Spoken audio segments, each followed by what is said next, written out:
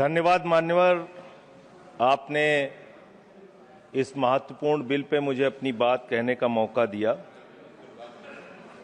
मान्यवर, मुझे आज वो दृश्य याद आ रहा है जब भारत की सरकार किसानों के खिलाफ 3 काला कानून लेकर आई थी और उस समय हमने रोका था मान्यवर, निवेदन किया था, विनती की थी, हाथ जोड़ा था कि किसानों के साथ विश्वासघात मत कीजिए, लेकिन सरकार ने नहीं सुनी। सर, हमने विरोध किया, हम बेल में आए, सरकार को चिताया, हमें सस्पेंड करके बाहर कर दिया गया। सर, 7 दिन तक इसी संसद के परिसर में हम लोग निलंबित करके रखे गए। सरकार ने हमारी बात नहीं सुनी। 1.5 साल तक किसानों ने सड़क पे धरना दिया और 750 किसानों ने अपनी शहादत दी। संजय जी, उसके बाद बिल पर बोलिए। वो उसी पे बोल रहे हैं सर, इसी पे बोल रहे हैं, इसी पे बोल रहे हैं। इस देश का किसान, बोलिए, इस देश का मजदूर, इस देश का अन्नदाता। सर, आपका चेहरा आ रहा है, मेरा भाषण मेरा चल रहा है, चेहरा आपका आ रहा है।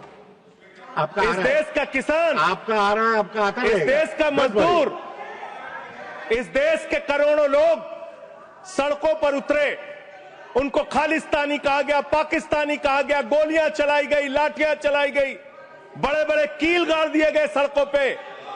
और 1.5 साल के बाद प्रधानमंत्री जी एक दिन प्रकट होते हैं, कहते हैं मेरी तपस्या में कमी हो गई, हम कानून वापस ले रहे हैं।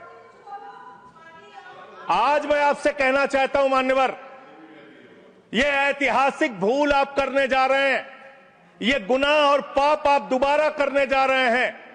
और इस काले कानून को पास करने के बाद इस देश का मजदूर सड़कों पे उतरेगा, इस देश का किसान सड़कों पे उतरेगा, इस देश का आम आदमी सड़कों पे उतरेगा, जिसके पेट और पीठ दोनों पे आप छुरा मारने का काम कर रहे हैं। ये मैं कहना चाहता हूं मान्यवर।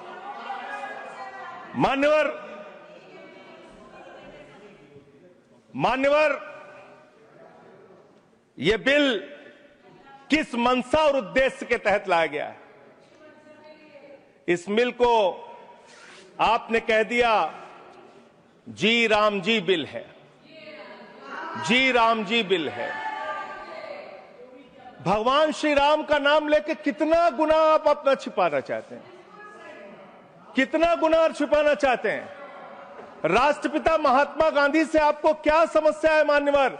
अरे वो राष्ट्रपिता महात्मा गांधी इतने महान है, इतने महान है, इतने महान है कि दुनिया के 80 देशों में उनकी प्रतिमा लगी हुई है मान्यवर, 80 देशों में।